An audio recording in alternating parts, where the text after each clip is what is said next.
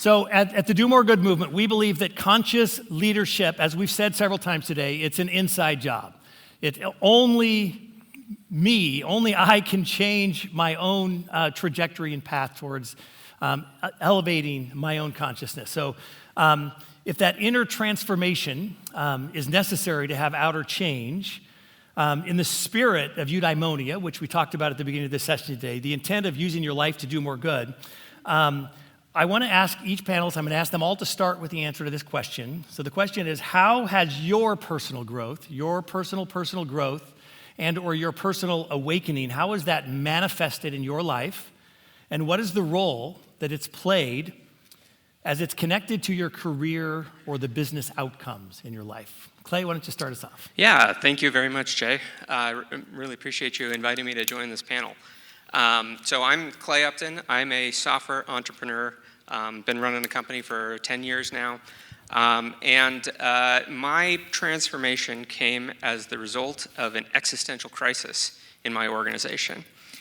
At first, it started out kind of like a possibility. I saw it on the horizon. It might become present, and then that possibility became a reality. I saw this crisis barreling toward me, and I panicked. And out of that panic, I started taking a bunch of fear-based actions. I started strategizing. I was going to figure out how to get through this crisis. I started planning. I created due dates and deadlines, held people accountable aggressively, and basically micromanaged. And as a result of that, I got exactly what you think you'd get. I had people leaving my organization, the very people that I needed to get myself over this crisis exiting. It got to the point where my entire leadership team was on the verge of quitting, and I was cornered. At the same time, I was dealing with a co-owner who was also panicking, and he had different ideas about how the organization ought to be running. And he started to try to get me to implement those ideas in the business, and I resisted. They weren't in alignment with my strategy. Eventually, I caved, and it didn't work. I wasn't bought in. It wasn't working for me. And when a person is in that situation, when they feel disempowered, when they feel lack of partnership, when they feel like trust isn't present, one of the things that goes through their mind is, well, I'll just quit. I have this problem in front of me. I have people leaving. My leadership team's going to leave. And the other thing that I could do is I could find a way to exit this co-owner. And both of these things were against my core values. I was cornered by both the situation and my options. Two options felt like a paradox. What was I going to do? Luckily, it was against my core values, and I sat with it. I sat with this existential crisis, and I said, what am I going to do? And I realized that it was empowerment, it was partnership, it was trust. Those things were missing. That's why this situation was what it was. And I locked myself in a room with this co-owner, and I decided that by the end of this weekend, we were going to figure out how to restore empowerment, partnership, and trust. I didn't know how we were going to do it. I didn't try to manipulate the situation, but that was the declaration. And by the end of the weekend, those things had been restored. And on the drive back, I had an epiphany. Man, look at this situation that was able to be restored with my co-owner. And it's the same exact situation that I was dealing with my leadership team. And I realized I had some things to clean up. And I cleaned up empowerment, partnership, and trust. And I realized that the rest of the organization was missing these things as well. And I cleaned it up with the organization. And it really dawned on me that perspective of panic caused me to take actions that were congruent with panic. And they got me the outcomes that I was always going to get, having created something out of panic. And I realized that it was the perspective I had that controlled my situation. And if I had approached that existential crisis with a new kind of perspective, maybe a perspective of excitement, for example, that all the things that happened after that would have been completely different. And it made me realize that there are some things that are qualitative in a business that can't be quantified. If you try to quantify them, you'll actually end up messing things up. There are things that are qualitative that you want to hold at the same level or higher than the level of profitability or the workability. And so what I did was I started looking at the way I was operating the business. I started saying, well, this is incongruent with empowerment. This is incongruent with partnership.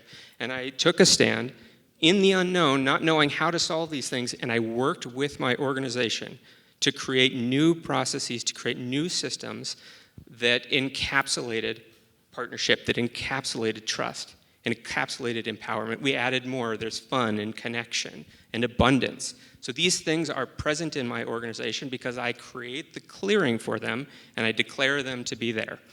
And this is, when you take a stand and make that kind of declaration and take actions that are congruent with it, all sorts of things open up for you. And I can't describe what it is like for those things to open up. It's an epiphany. All I can do is recommend that you try it for yourself. Hold some qualitative things that can't be measured, higher than your quantitative things, and see what it results for you. So, Thank you, Clay. Thanks. Thank you, Clay. Go ahead and have a seat. Our next presenter, our next panelist, is someone who I consider a mentor and a dear friend. Something interesting, and you can find more about JD Messinger on page 60 in your guidebook if you want to read about JD. I find it fascinating that JD wants Stream of Conscious, a book, in 11 days. And now we're going to ask JD to come and Stream of Conscious, an opening to the panel discussion, and answer the question, if you don't mind, about how in your personal growth or awakening has it manifested in you and the outcome on business for you. Okay. I'll tell you the book story tomorrow. Thanks. I'm honored to be here, Jay, Graham, and thank you very much. I might get a little passionate. I apologize. You might get hit by a little bodily fluid.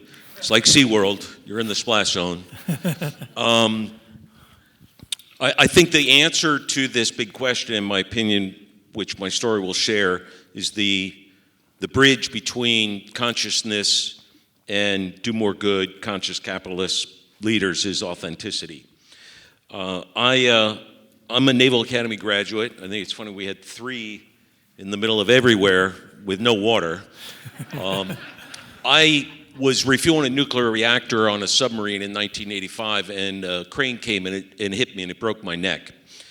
Flash forward to 2000, and I've left the Navy. I've left a corporate job. I'm now the CEO of Ernst & Young in Asia. I'm managing about $400 million business, 1,000 employees, and my neck broke again. And this time, it's kind of like one of those near-death experience shows in Netflix or something. I had a near-death experience. And you could listen to the full story on my YouTube channel at JD Messinger. And it was a complete existential crisis with all of the strange spiritual and metaphysical phenomenon that one might expect in a near-death experience. And I was laying in bed, and I couldn't, this is after I left the hospital, and I can't walk, I can't talk. It took me 6 months to learn how to walk and talk and chew gum again. And my family came in to try to cheer me up. And now before this, I'm literally flying around the world in 10 days, making 10 stops in all the major cities around the world. My teams are leading the ExxonMobil merger. We're implementing some of the first internet solutions in the world. We're building factories in China. We're doing a lot of important stuff. I used to be much taller. And so my family comes in, and they try to cheer me up. And they're telling me about the trip they took to the Great Wall in Beijing. And I didn't go on that trip. And then they're telling me about the trip where they went to Australia, and they're playing with koala bears. And I didn't go on that trip either. I was too busy working. And I'm laying in bed, and I feel like screaming at them. Tears are rolling down my cheeks. And I just want them to leave and let me suffer alone. And so they leave, and again, I got to this one point where I had to get out of bed about 30 days later, and I walked 1 minute and in great pain, and the next day I walked 2 minutes. And so again, in 6 months, I'm walking and talking and chewing gum. But as I was staring at that ceiling, because all I could do was stare at the plaster in the ceiling, I was wondering, what's wrong with me? I've reached the pinnacle of success. You know, I'm living in a $5 million house. I I got fancy Italian shoes and Rolex watch and servants, and I am not happy. I don't go on trips with my family to Beijing or Australia. I'm like, what is wrong with me? So it was a complete existential crisis, spiritual crisis, physical crisis. I read about 40 books in 1 year. The next year I quit my job. And I thought I'd spend a year studying to understand who I am and where I came from and why I'm here and what I'm supposed to do and why I'm not happy. And 1 year ended up being 10 years. And a television show later, and a CNN radio show later, and a best-selling book later, and a whole bunch of other things, I launched this book. Okay, so I wrote the book in 11 days, and I just saw the words. I call it writing on the wall. And it's how I do it all my inventing. I see visions and insights in my mind's eye. And so do many of you. And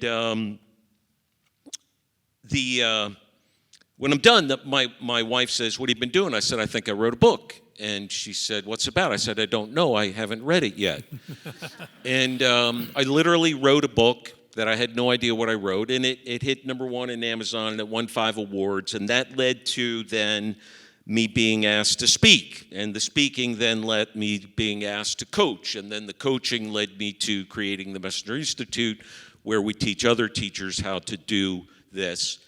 And it comes back to being authentic. You see, when I was the CEO of EY, I thought that money made me happy. I thought that the purpose of life was to retire at Station 401k and play golf. And I thought that who I was is what I did, a title. How many Americans introduce themselves with a title? You are not a title, you know. I may be a submarine officer, a father, an author, a television host. I am none of those. I am all of those.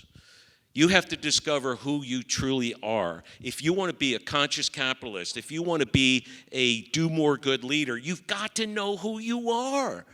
And I was lost and confused and convinced that who I was with all those things that I was not because of social norms and paradigms and constructs. And so we are those constructs and paradigms. And tomorrow we're going to do an exercise where we're going to try to trick you to help you discover who you are. What is your center? What is your core? And so that was my awakening, and that was my realization. So thanks for having me here. Thank you, JD. Thank you. Thank you so much, JD. And our third and final panelist is someone that I've known more recently. And the interesting thing to me, when I discover people that are influential people in the lives of other people that I love so dearly, it always makes those people elevate so quickly in my mind.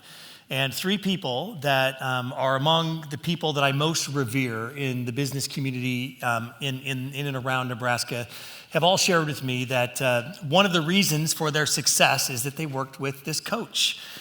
She happens to be amazing and able to help them see things that they weren't able to see in themselves and help them grow and explore. And the thing that I find interesting about our third and final panelist, and her name is Sarah Fruehling, by the way, is that she started off in her career doing work as a licensed professional counselor. And now she is a board certified coach. So she's always been about helping people and helping people kind of see through things. In her spare time, Sarah actually rides a tandem bicycle with her husband. And on her 50th birthday, she rode 50 miles to celebrate her 50th on the tandem bicycle. I would have loved to been in a little car following them around. That would have been fascinating. Please welcome Sarah Fruehling.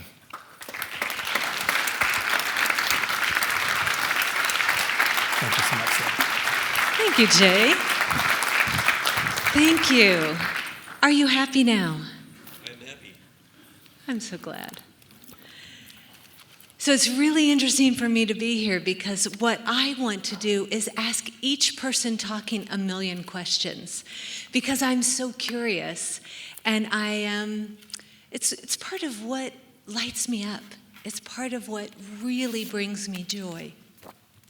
So Jay called and said, hey, could I fill in? And I think always, what happens for me is the portals appear. So part of my answer to your question is my own journey.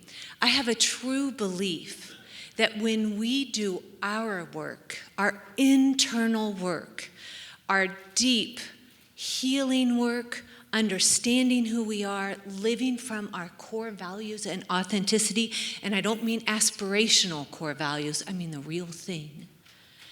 We do that for all of humanity. So where I come from is the world of mental health. I'm a small town girl from Hastings, Nebraska. Who am I? Just some little gal. I was an entrepreneur. I had my own private practice with other therapists. And in about 2015, I was, well, honestly, I always loved being a therapist. The golden thread for me was that I got to make a positive difference, holding sacred space, healing the world, one person, one family, one couple at a time, and I loved it. And the landscape of mental health changed. And those of you who know about managed mental health know that it, like all this stuff that stinks, started outweighing the joy of what I was doing. And I had a pivotal conversation with a businessman from Omaha. We'd gone to college together. And we probably sat for 2 hours, and at the end of the conversation, he said to me, "Oh my God, Sarah, that was the best conversation I've had in a decade. You need to become a professional executive coach. I know a dozen business leaders who would, line up to work with you." And what happened was the portal appeared. So I loved your chutes and ladders slide that you had, because I often talk about that. The portal, do you know this? Where everything just aligns and you have the courage, you step through it, and zoop, there you are at something new. It happened when you called me. I'd cleared my schedule so that I could be here for today because Jay said this was the best part of the conference, which is why I'm here. And then he called and said, "Hey, you want to be on the panel?" Zoop, of course. I would love to. So, 2015, I become a professional executive coach. And the journey, my work, leads me, it's always internal first. So I'm working small. I've got a lot of business. It's just me.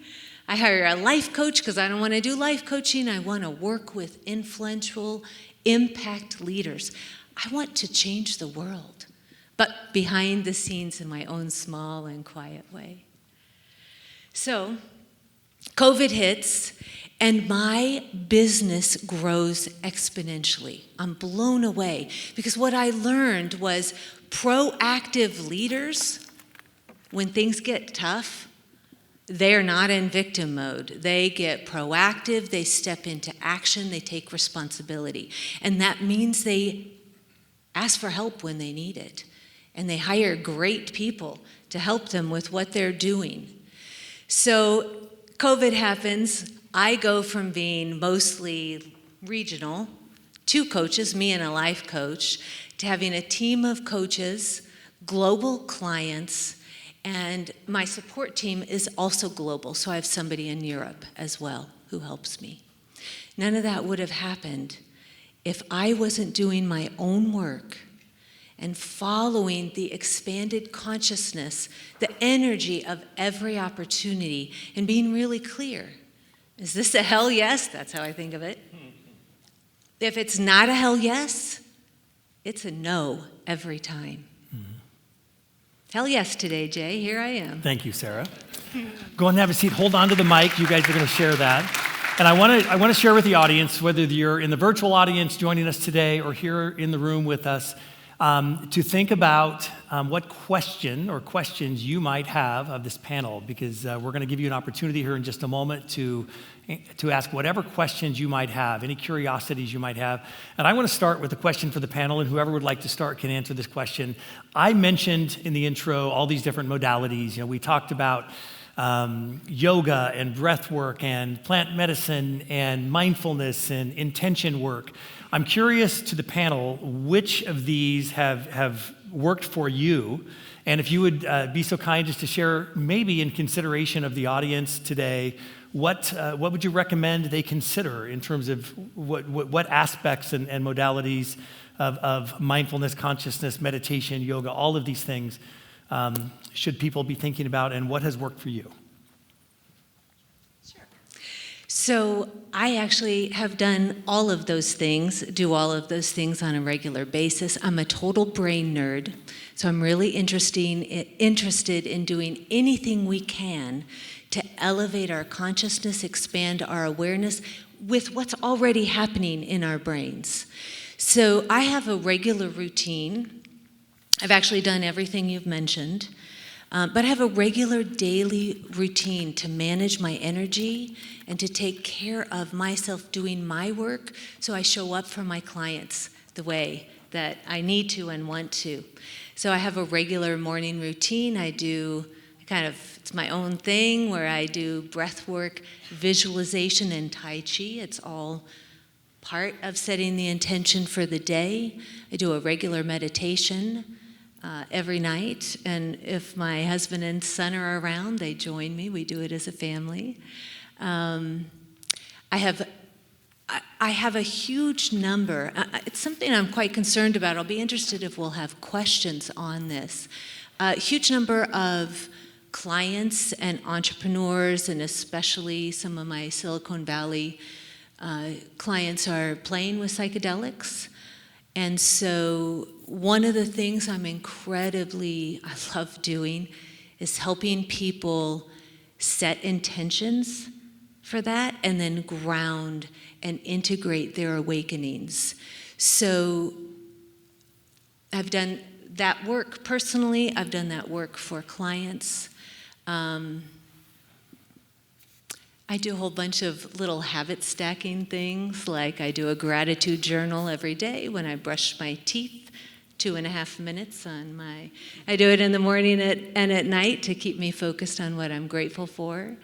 And I have another little tiny thing I do. When I wash my hands, I take 3 deep breaths and I smile, because we know that the biology of that can change what chemicals your brain is producing. So I think I'm doing stuff all the time. I'll love to hear what questions people have about this, and I'm really interested, gentlemen, in your answers. It's interesting that we're all saying a lot of the same things. I'll tell you what I do, but it's all very similar. It's the same thing I teach and work with all my clients.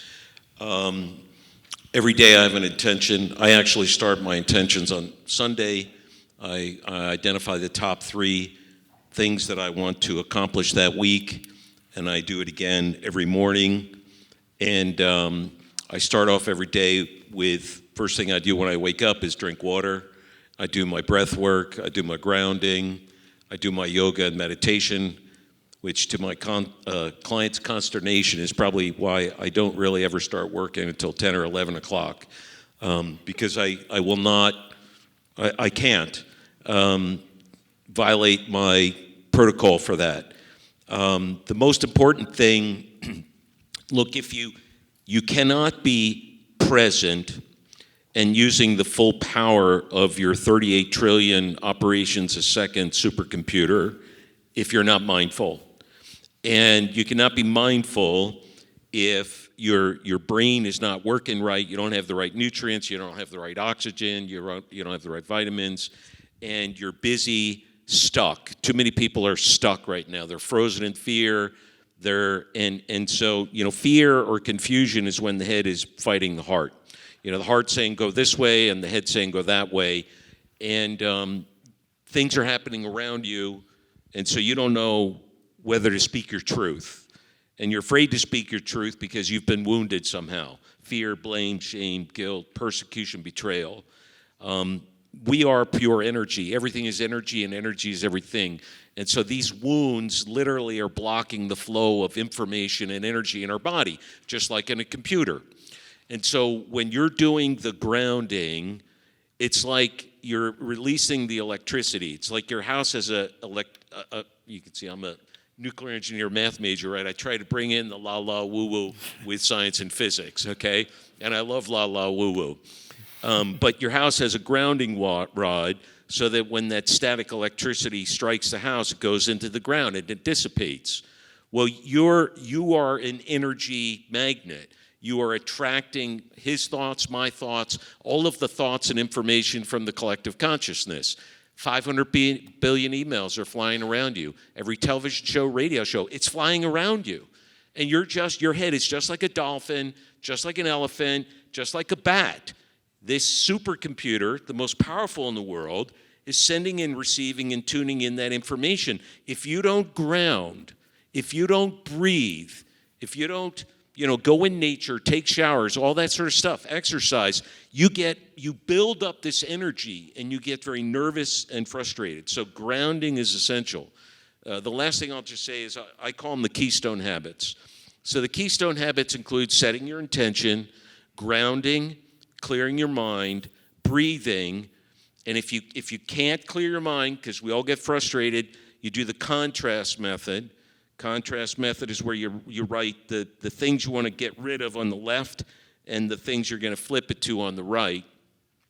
And you can change patterns. Changing patterns is like brushing your teeth or shaving with the opposite hand, driving to work a different way. When you change patterns, you must be present. Otherwise, you're going to have an accident. So we can talk more about that collection of things I call all the keystone habits. But I like what Sarah's said about stacking habits. I talk about that too. So the last thing I'll just say is one of the reasons why change is hard is because the neural pathway isn't working. So the neural pathway, look, your brain there's no hard drive in there, okay? There's no computer chips. It's water and fiber optic tubes. That's it. That's it, okay? With electrical impulses flying through it. So when you're trying to do a new habit or change your thinking, it's like the electrical impulse is hitting a red light. That neural pathway is closed. You got to open that neural pathway, turn it into a green light. So when we stack these habits, do this breathing, change our behaviors over and over and over again, in 42 days, you're going to turn the red light into a green light. Like my co-panelist, I'm a scientist. I studied math and physics in college, and so I look at this from a very logical perspective. And I'd like you to consider that consciousness is about degrees of freedom. It's proportional to the number of possibilities available to you. So how many possibilities are available to a pebble? Like one, it just can sit there. How many possibilities are available to a blade of grass or a fish or a human? And what are the things that you can do for yourself that increase possibility? You can, by increasing possibility, you can expand the level of consciousness that you experience. And so if you're afraid, this is a possibility collapsing exercise. If you read a book, this is a possibility expanding exercise. If you can find a way to shut off the voices in your head that tell you can't do something, that's a possibility expanding exercise.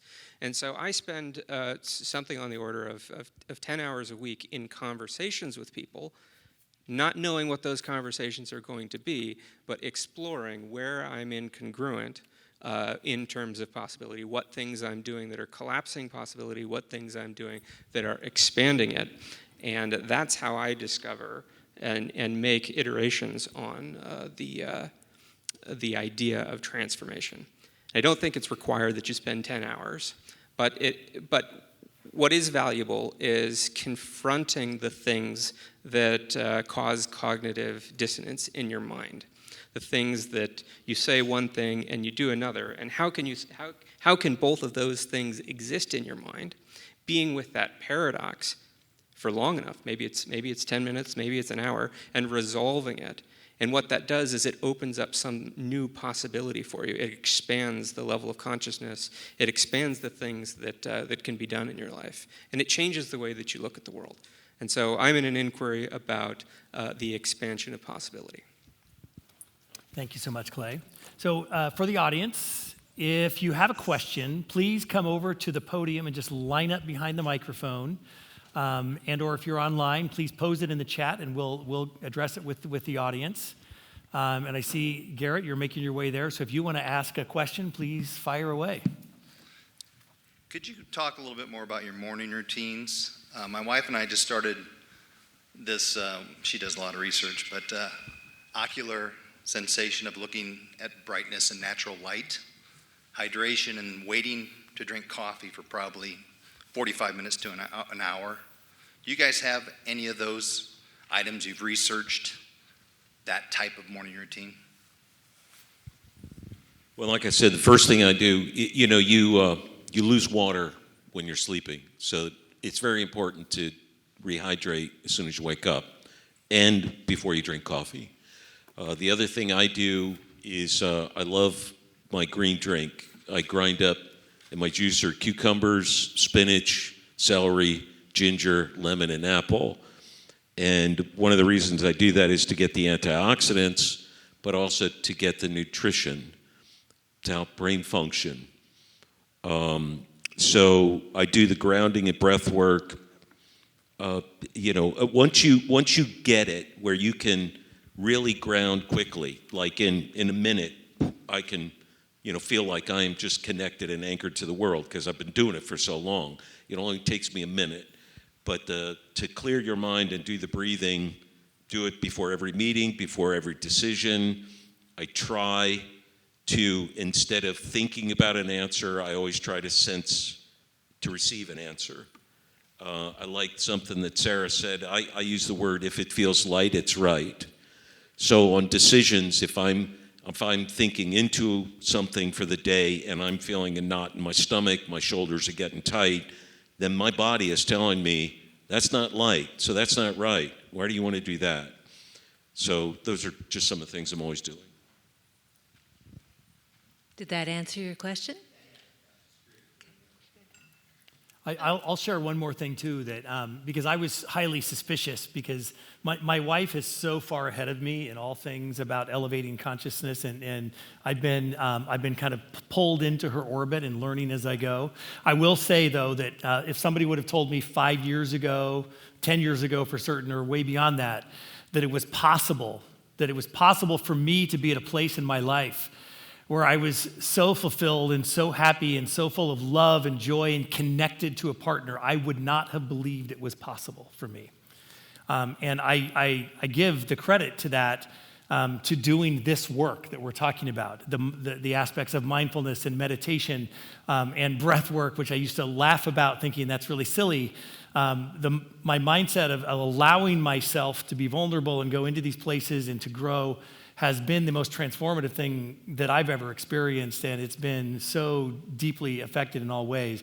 And specifically around the morning routine, one of the things that she convinced me to do, which I laughed at, was an app to do a gratitude journal, just to do an intention. It takes 2 minutes at the beginning of every day, and just starting every day with 2 minutes of just putting some words behind what my intentions were for the day, that alone has started to transform the way I perform and feel each day. Jay, what app do you use? I use 5 Minute Journal. That's the one that I use as well. Yeah. So that's my 2 minute brushing my teeth. I've gotten really good to brush left-handed, so I can do the, great. And we have another question here. Okay, so I'm about to graduate college in May. Can you talk about how mindfulness can advise recent college graduates as they are just now dipping their toes into the idea of becoming successful in their own way and making a name for themselves without getting overwhelmed by the dramatic changes in their lives? Yeah, great question. I think that it speaks to something you actually said earlier about making decisions from a place of fear. So I really like intentions versus goals. Goals are something you check off. And intentions are something that you say, this is something I intend, this is something I'm going to be doing. So I really love the idea for someone who's about to graduate to practice mindfulness around joy, gratitude, and openness to possibility, this infinite possibility that's around us all the time. I like that very much, and I also like the idea of creating space so that you're not making fear-based decisions. When we're making decisions based in fear, like, oh, I'm afraid I'm going to miss out, or, oh, I'm afraid if I do this, that will happen, so I really better go do that. That's not a really great way to set things up. You're working out of your primitive brain, generally in fight, flight, freeze, or I say fawn, which is the person who's codependent. Oh, let me help you. Let me do this for you. It's not our most empowered place of being. So I think it would be really powerful for you to set time aside every day, practice mindfulness, whatever works for you, write an intention. When you do that and when you write that intention down, you're activating the reticular activating system, which is the part of our brain that selects what's relevant from the environment. And I could speak more about that. It's how I found Jay, frankly. Have you ever got a car or thought, ooh, I want a new outfit or new shoes, and then all of a sudden you start seeing that everywhere? Anybody remember that? Raise your hand if you can think of a time you've done that. That's the reticular activating system. So if we as humans say, I want to find the most amazing job, and I intend to find it with ease and joy, that's the writer, because I don't want to do anything with work or effort. I want it all to be effortless and fun. Then your brain in the background goes to work looking for all those things for you. That's where I would start, and then it'd be more of a discussion about what do you want to create, because you are the sole creator of your life. You get to do anything you want with it, and you're in the most opportune time. You can go do anything. You don't have any of all those obligations that, those of us with families and all other kinds of things have. So let's see what the guys say. I find it so funny. We use a lot of the same. I'm always talking about the reticular activation system, but I say it a little differently. As a submarine officer, if I had to fire a torpedo, I had to know what the target is. If you don't know what the target is, you're never going to hit it. Not only are you never going to hit a target that you don't know whether you're on the path to get there. So you must have a target, and you must always know where you are on the path. And that's what the reticular activation system is doing. It's your own internal guidance system, but it's not just internal. It's external. You're receiving we call them synchronicities, signs, coincidences. They are real. And I will do the math on them and prove them to you. I have clients all the time who they call them, oh, it's a coinky-dink thing. And I go, let me calculate the probability of that coinky-dink thing for you and show you how that was a 1 in 10 million probability of an event. Do you still think that wasn't real? Forget how it's working. It's real. Now, let me just quickly say that there's a difference between being mindful and being present. There's two aspects to your life, the inner game and the outer game. The outer game is everything you see, feel. It's your job, business, cars, houses. Everything in the outer game, I'm going to say, is almost 100% determined by your inner game. Your inner game is invisible. It's thoughts and beliefs. It's totally unique to you. If you believe you have a soul, like I believe, then your soul has a purpose and a mission. Okay, so being mindful is being mindful to what is inside you. And everything outside you is a manifestation and a projection of what is inside you. So like Sarah said, you can become and do whatever you want to. You first must be able to imagine it. Einstein said imagination is more important than knowledge. Disney said if you can dream it, you can build it. They understood what we're saying. If you can't imagine it, you'll never be able to dream it and never be able to build it. So first, you're mindful on the inside. Set your intentions, believe in yourself, expand your freedom of your points of freedom, right? I love that. And then go out and make it happen. But be present to what is happening in the environment outside of you. How are others reacting? How are you feeling? And so forth. You mentioned how does one go out and be successful? And I think the thing that I want to share with you after having done this for 10 years is that successful lives in the realm of qualitative, right? It's not, you might be able to put a number on amount of money that you want to make or profitability or something like this, but ask yourself, why do you want that number? And maybe it might be safety or happiness or whatever it ends up being. I'd like you to keep in mind those other qualitative things that success calls for, and recognize that you can't really put a number on happiness, and you can't really put a number on the feeling of success. And our attempts to do it actually make us miserable. You hear stories about people who get to the end of their life and they're like, well, this number I had in my bank account really didn't mean anything at all.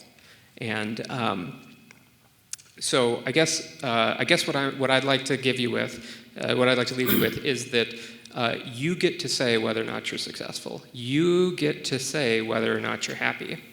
And you get to say what your perspective is. It's not that the money makes you happy. It's not that some number makes you happy. It's that you get to declare, without any reason or logic, whether or not you're successful or whether or not you're happy. I think that's one of the things that humanity really gets backwards. So, not your partner, not your mother, not your father, you. Yeah. Thank you. Thank you for that question. Okay, Miss Starr. Hello, handsome. Wow. This is my wife, by the way. In case you were wondering. No, I'm not.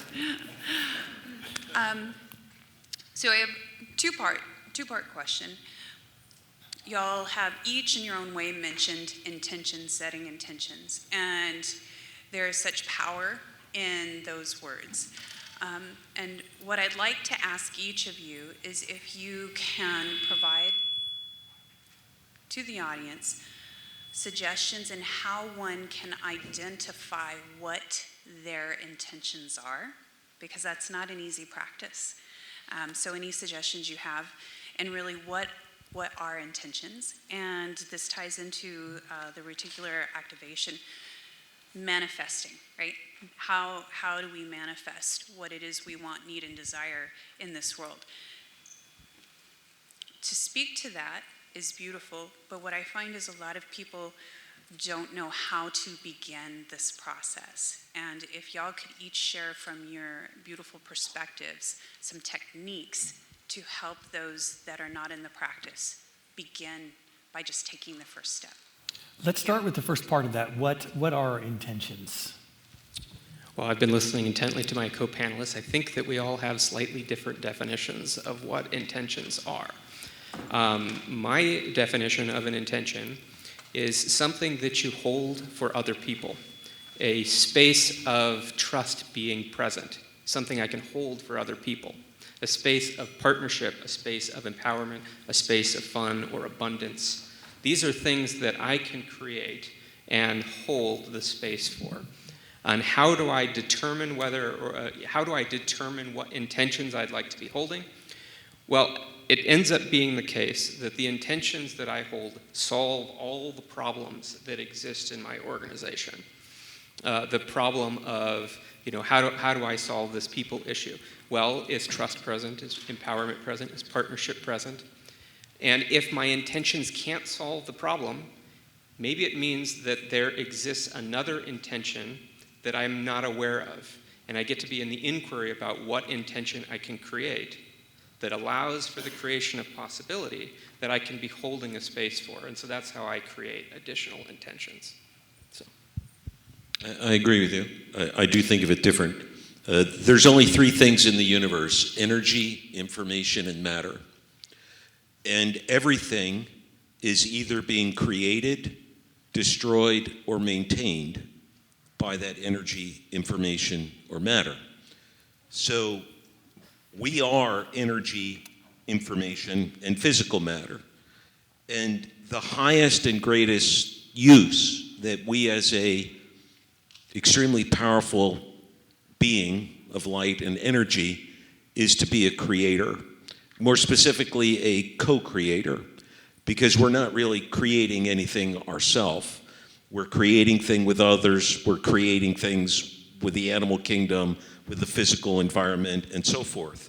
And so our highest and greatest use is to be a co-creator with others, using the energy and information and matter around us that adds value to communities, societies, and other people.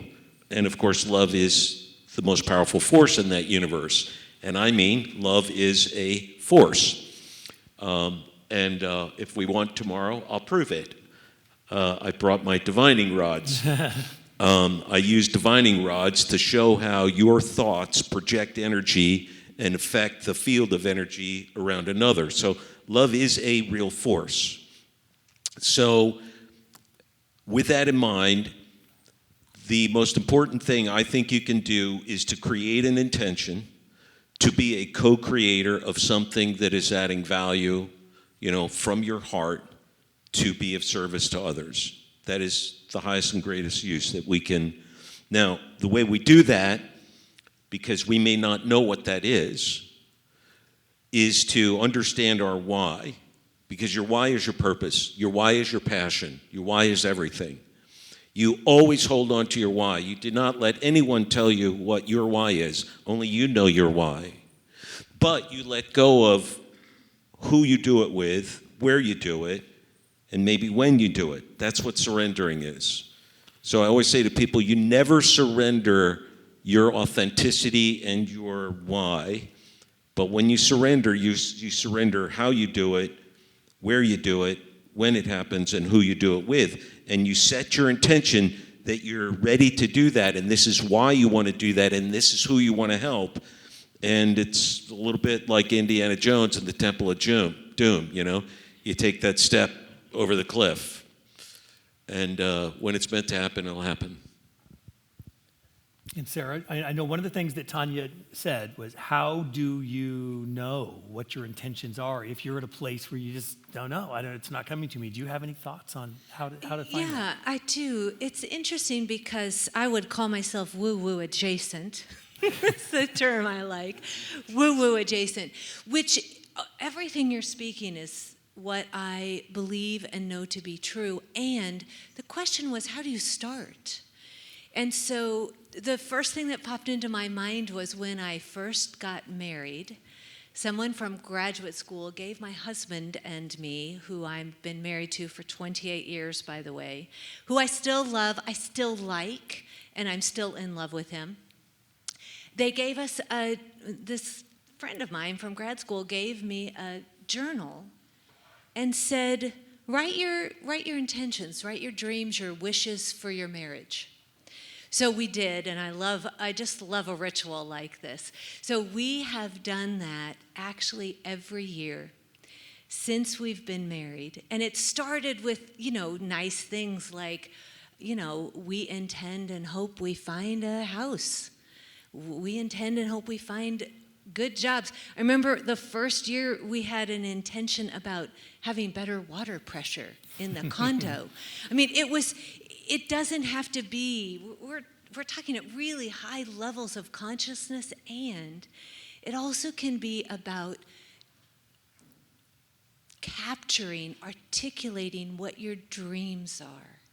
And for me, an intention is a claim. It is staking a claim for something that in this moment I believe to be true and real and that I desire and that I'm going for.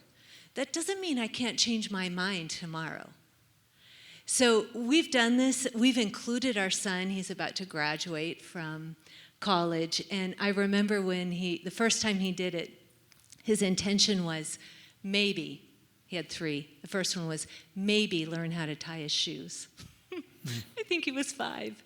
So you don't have to have a doctorate or anything fancy to figure out intentions.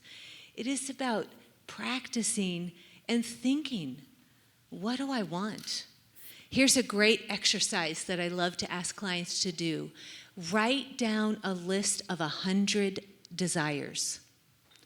So just make a list, 100 things you want, you desire, you wish. So the first 30 are easy, right? It's all the surface stuff.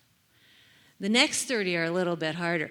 The final, that's when you really get to the gold. It's like a treasure hunt, right? We're going deep for where the diamonds are to figure out, what do you actually want and desire?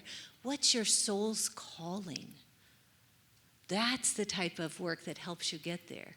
So we do the intention setting as a family.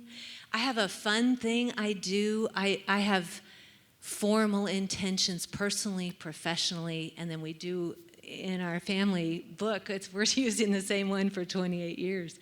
We write them down. But I like to use Dear Future Me. It's you can write yourself a letter. And so I'll write myself a letter. I intend that, I don't know, whatever it is, I have a job and I have a new apartment for the gal who's graduating by Christmas, and then I have it'll automatically mail you the letter. You'll get an email that then it shows up in your inbox and you go, oh, have I done this? Most of the time, because your reticular activating system is working, it happens. So that's another fun way to just play a game. And when you were setting these intentions, did you know how to get there? No.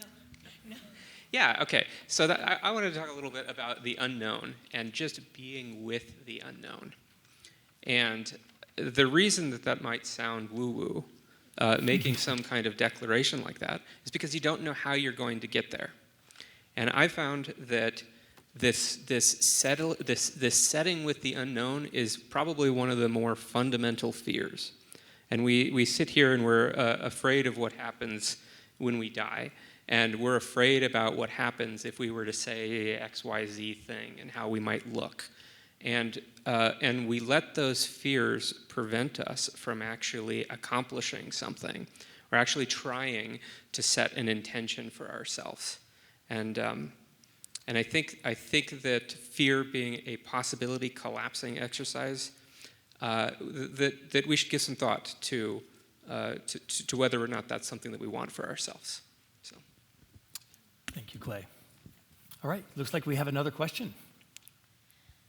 So I've noticed that mindfulness and healing has kind of a marketing problem. When I go out to certain communities, or even when I go back home and visit my own original culture, I speak in the language of mindfulness, setting intentions, and all the woo-woo stuff that we were talking about. You get a little so closer far. to the mic. I don't think our online audience is able to hear. Thank you. I'll just start again. Thank you. So I noticed that mindfulness and healing has kind of a marketing problem. So I'll give the example of whenever I visit back home or when I go to certain different rural communities, even here in Nebraska, I use the language of mindfulness, healing, setting intentions, positive intentions, and I use a lot of those woo-woo words, and people just, their brains shut down. It doesn't sink in, they repel it, they reject it. It's something that's threatening to them, it's threatening to their identity. Healing is something that is a weakness. So how do you remarket healing and mindfulness and all these woo-woo words in a way that people will actually listen to it? I use sweary affirmations. If I didn't start there, I wouldn't have done it. So how would you do it? Well, the first thing is when we were born with a date time stamp, we were born with programs. Those programs come from constructs, political, social, theological, environmental, and they created paradigms, which are belief systems, which come with labels. And the paradigms and the labels are the sources of all judgment and anger and negative emotion. So, when I grew up as a kid, John Kennedy was president, and the man worked, and the mother stayed home wearing an apron. And I Love Lucy was on television, and We hid under a desk to prepare for the nuclear invasion and so forth. Women weren't allowed to have a bank account, let alone be in Congress or the White House. And you see where I'm going? So these are programs, and these programs have all these labels, and they formed my identity. And so whenever you're using a word like healing or la woo or anything, Republican, Democrat, woke, any word, the brain goes in and it searches the database, and it has a belief system around every one of those words. And therefore, if that word is congruent with my paradigms or beliefs, I don't have a negative reaction. You understand what I'm saying? Okay, so the answer to your question is, unless you want to do a lobotomy and change that person's paradigms and programs, you're never going to get anywhere. So you must use different words. So you must, if I'm talking to somebody, I was talking to somebody about being an environment, saving the air and the water, and called me a darn liberal. I said, what do you mean by that? I said, doesn't the word conservative mean to conserve air, conserve water? Shouldn't we all want to have enough air and water? And, but he couldn't get this liberal branding out of his mind. This is just an example. So you have to, and I'll be done in 20 seconds, you have to try to come up with a different word that does not have any attachments and labels to it. You see what I'm saying? So whatever healing might mean to you, is obviously very different from what that healing word means to that other person. So just pick the word, get to the root of what it is you're trying to say. What do you mean by healing? Conquer fear? Heal an organ? Fix a bone? I mean, what are you trying to say? Get to the root of it. Yeah, I think I want to bring into the equation a concept from Taoism. It's called Wu Wei. It's this idea of non-forcing, or allowing things to play out as they were meant to play out. It's this idea that if you're going to fight the river, you've only got so much energy with which to fight the river, and as soon as you stop, you're going downstream. And I think what you're stuck with is the paradox of being a stand for somebody and also them not getting it. And I think if you can be with that paradox and be with the idea of, well, you're not ever going to force somebody to change their mind. I think that if you can be with that paradox, you'll discover something. And it doesn't have to be one of the things that we say, but it's something that you can create with that person. So. I think what occurred to me was, would you be able to name what the pain is? Because you asked specifically about marketing. So I was curious about, could you paint the picture of here's what the pain is, and after, here's what life is like. So you don't have to use healing. Or, I wondered, is there a way, could you speak? Because you'll resonate. If you paint the picture of what it's like to be in pain, you will resonate with the people who need whatever the medicine is that you have. So if you're able to say, here's a snippet, a story, and here's what life is like after, that might draw to you the people that you want to attract for the healing that you're offering. You reminded me of something. At some point in time, every client of mine will get very angry at me. And that's because I've told them the truth that they didn't want to hear. And it's usually just, it just happens. Like all of a sudden you hit a button and you stepped on a landmine and they blow up. And hopefully it's only a couple of days before they realize, although I did have one client, it took her a month. So here's my point. If it's creating a pain or an issue, don't try to go after it. Completely go around it. Do the contrast method. Like if you're trying to say healing marketing over here, then someone else is hearing, oh, I'm wounded. Don't tell me I'm wounded. You know, who are you to tell me I'm wounded? What do you think? There's something wrong with me? Well, so flip it and talk about the opposite of needing healing. Talk about the positive future state of somebody who is healed. You see what I'm saying? Just totally avoid the word. Contrast. Take what you want to say in your old marketing, flip it, turn the words completely upside down, the scenario completely upside down, and promote that.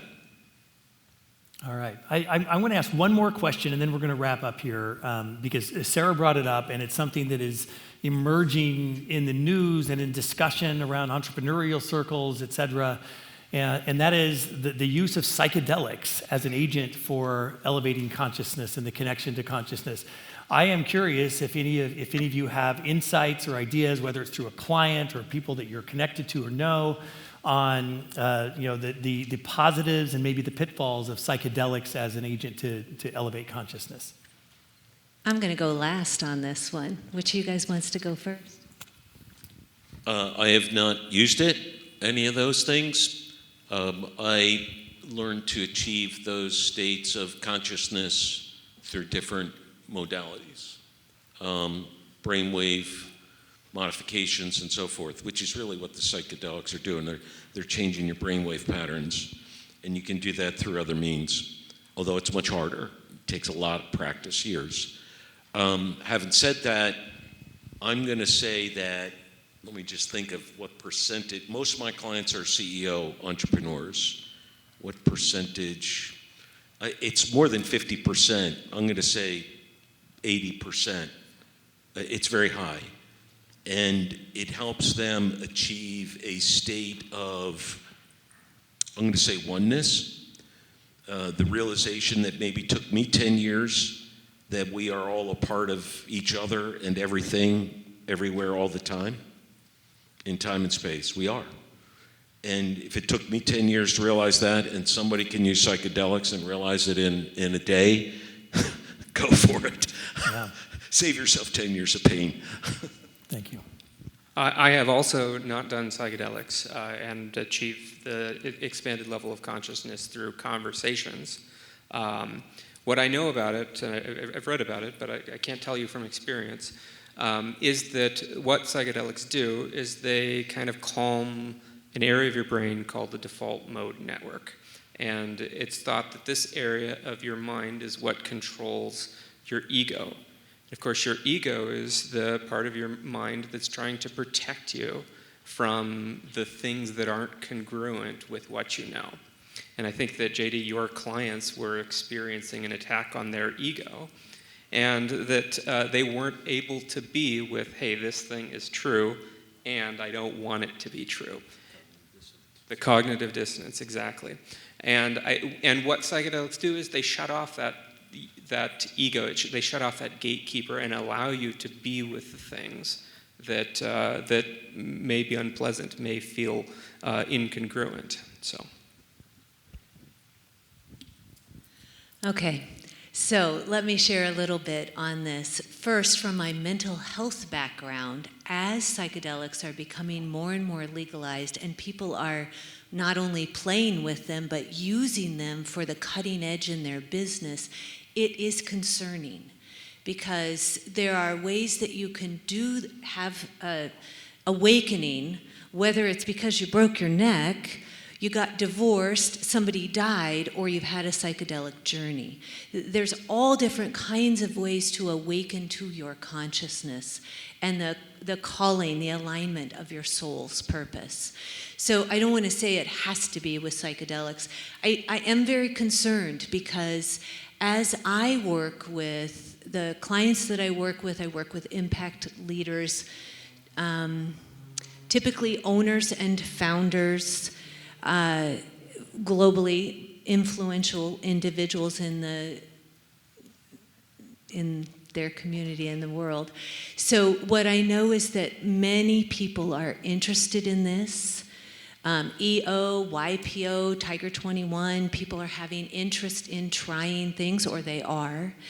And if you, how do I want to say this? I really want to be cognizant and aware as I articulate this that you might be thinking about doing something in the field of using psychedelics, trying it.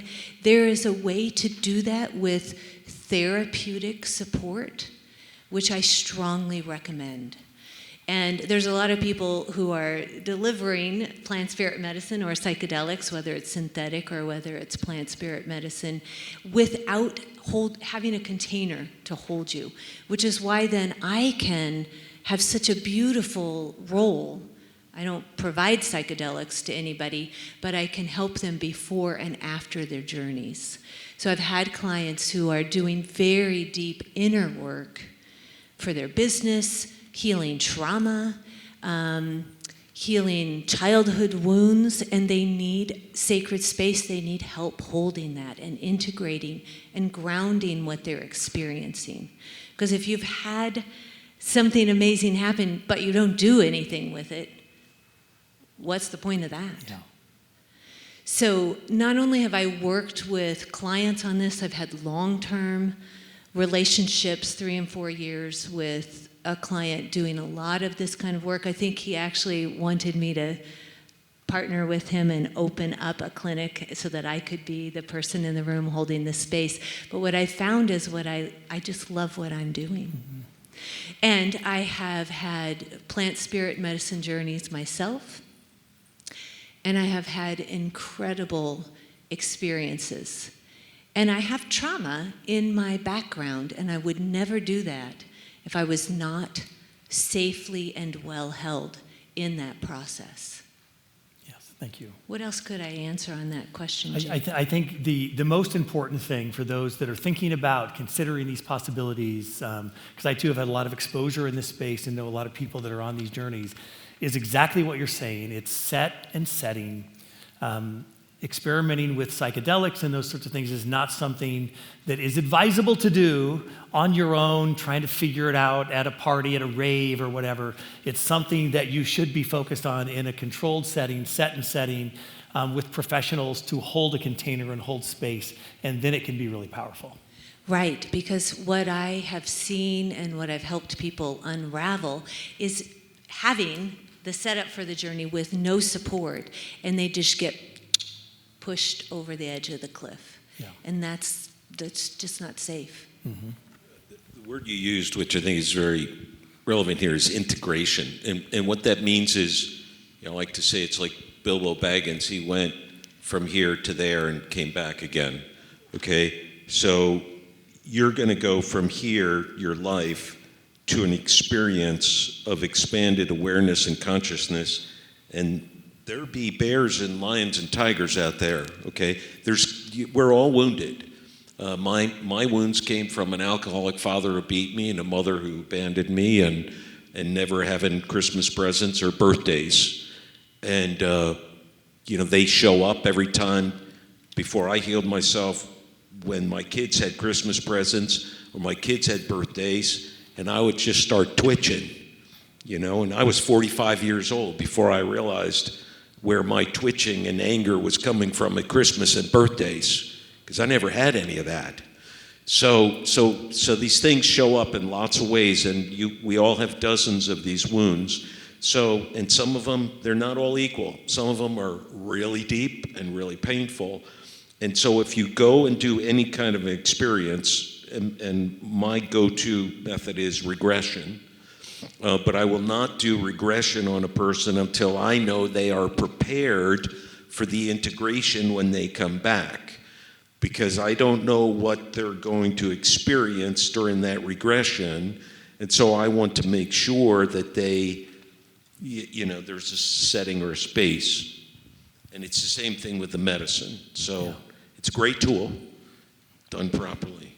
Thank you. Modality. Clay, did you have something to add here? Yeah, I think informally, from the people that I've talked to, the people that achieve an expanded state of consciousness confront something that they've never been able to confront before. That they've got 2 options in front of them and they create a 3rd option, or they accept the options that are put in front of them. A lot of the times people get an expanded level of consciousness from a terminal cancer diagnosis or a near-death experience. I got mine by being cornered into it and forced to make a third choice for myself. But you can get it for yourself if you just deal with the things where you're actually experiencing cognitive dissonance. Thank you, Clay. Go ahead, Sarah. So I want to make one more comment about what that means of integration and grounding. So we've used those words a lot. They're a little bit out there. I like to think of it, you use the example of our neural pathways. So the things that we are habitually practicing are like I-80, the interstate. You're going fast, you don't have to think about it, you're just clicking along. If you have a new awakening, a new awareness, I like to make the analogy, it's like bunny tracks in the snow. It's barely there. You don't have the cognitive pathway set up yet. And so part of the work that I love to do and that integration work is helping someone understand, okay, here's the thought. Now how do I wrap my arms around it? How do I really hold on to this idea, this new awareness that I've had, so that then you begin to create a stronger pathway. Then we're moving into dirt roads, and pretty soon we've got some pavement down, and that's created true change. Thank you so much. Yeah. I think we are officially woo-woo adjacent now. So, Clay, JD, Sarah, thank you so much for giving your valuable time and all this incredible insight. Again, Clay, JD, Sarah, thank you.